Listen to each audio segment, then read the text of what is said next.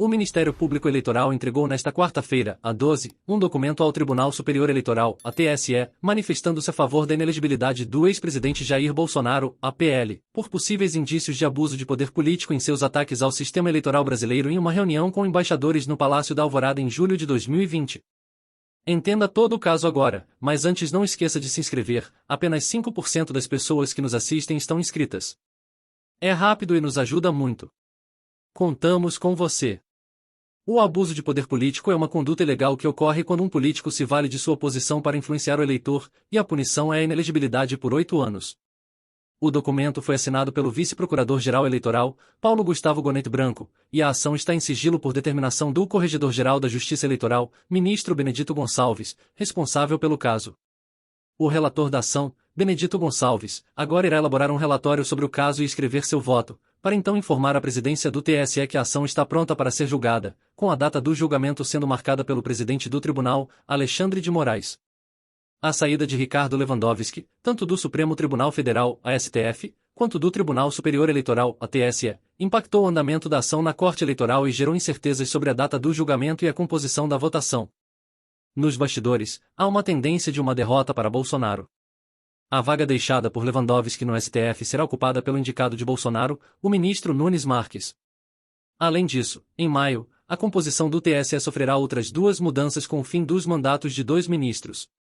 Cabe a Alexandre de Moraes, como presidente do tribunal, elaborar e enviar 2 listas tríplices para o STF votar e, só depois, o presidente Luiz Inácio Lula da Silva, APT, escolher os 2 novos integrantes da corte. Na reunião de julho de 2022, Bolsonaro reiterou suas dúvidas sobre a integridade do sistema eleitoral, acusando as urnas eletrônicas de serem fraudulentas, sem apresentar evidências, e atacando seus oponentes e juízes do STF e TSE. Após o encontro, o vice-procurador-geral eleitoral e partidos políticos apresentaram representações e ações ao TSE, pedindo que Bolsonaro fosse punido e que os vídeos da reunião fossem removidos da internet, pedido atendido pelo tribunal. Em setembro do ano passado, Bolsonaro foi condenado pelo TSE a pagar R$20 mil por propaganda eleitoral antecipada em razão da reunião com embaixadores.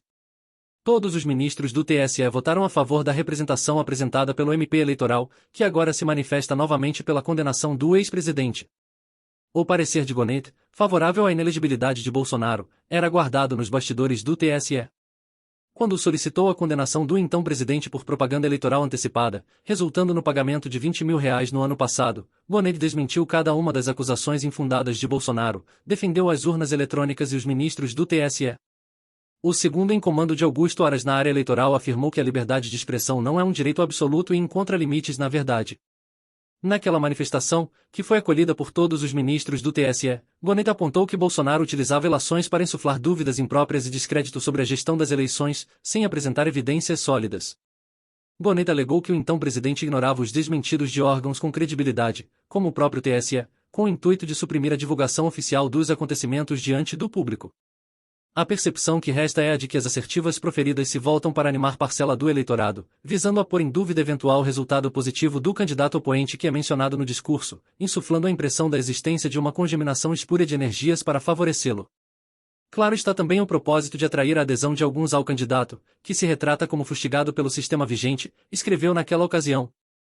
Durante aquele julgamento, os ministros do TSE concluíram que Bolsonaro divulgou informações sabidamente falsas sobre o sistema eletrônico de votação e apuração de votos. Todos concordaram que os candidatos têm o direito de questionar, criticar, duvidar, desejar e propor modelos diferentes. No entanto, eles ponderaram que manipular fatos para angariar apoio, induzindo os eleitores ao erro com ataques que colocam o próprio jogo democrático em risco, é ultrapassar os limites da liberdade de expressão. Ao contrário daquela representação, a ação atual pode resultar na perda dos direitos políticos do ex-presidente. O PDT apresentou a ação que é uma das 16 ações que tem Bolsonaro como alvo no TSE e que podem, em último caso, levar à sua inelegibilidade. No entanto, essa é a mais avançada e entrou na fase de alegações finais nesta semana. Os advogados do ex-presidente apresentaram sua defesa final nesta segunda-feira, mas o documento também está em sigilo. Durante esta ação e a representação que levou à condenação do ex-presidente no ano passado, a defesa de Bolsonaro negou qualquer irregularidade e argumentou, entre outras coisas, que se tratou de um ato do governo, e não eleitoral, e que não é legítimo para partidos utilizarem o judiciário para restringir a discussão democrática. A defesa de Bolsonaro também tem alegado que a postura do ex-presidente não significa que ele seja contra as regras do jogo eleitoral e nem que atue contra a democracia, e que é legítimo que ele exponha suas dúvidas sobre o sistema. No início do ano, a ação contra o ex-presidente foi reforçada a pedido do PDT. O TSE rejeitou um recurso da defesa de Bolsonaro e manteve a determinação do Corregedor-Geral que decidiu pela inclusão da minuta golpista na investigação. O documento foi encontrado pela Polícia Federal no armário de Anderson Torres, ex-ministro da Justiça e Segurança Pública de Bolsonaro e ex-secretário de Segurança Pública do Distrito Federal, e complica a situação de Bolsonaro neste caso. A minuta previa um decreto de estado de defesa no TSE, o que permitiria ao então presidente Bolsonaro interferir nas atividades e atuação do tribunal, o que é inconstitucional. A defesa argumenta desde então que o documento é apócrifo, não tem relação direta com o ex-presidente e que só serviria para ampliar indevidamente o objeto da ação.